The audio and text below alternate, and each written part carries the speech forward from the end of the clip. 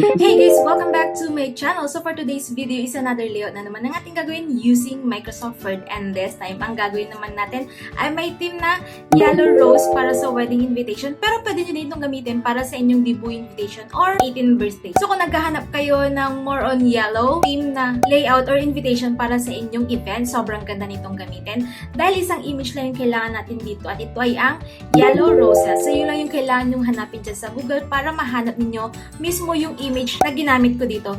Pero meron akong good news dahil ang image na ginamit ko dito is nandyan sa description box. So kailangan na lang na i-download yan at ilagay sa isang folder para easy access na lang kayo kapag gagawin na natin ang layout na ito. Pero meron pa akong isang good news. Dahil ang layout na ito is available for purchase sa sobrang murang halaga lang. So kung ikaw ay tamad na, hindi mo kayang gawin or hindi mo kayang sundan ang video na ito or hindi mo kayang gawin yung layout na ito, pwede mo akong email nandyan sa description box ang aking email. So i-email mo na ako at i-purchase ang layout na ito. Pero kung gusto mo din naman na mag-experiment at gumawa ng sarili mong layout, pwede din naman sundan mo na lang ang video na ito at i-download ang image na kailangan. So kung ready ka na, start na natin ito using Microsoft Word.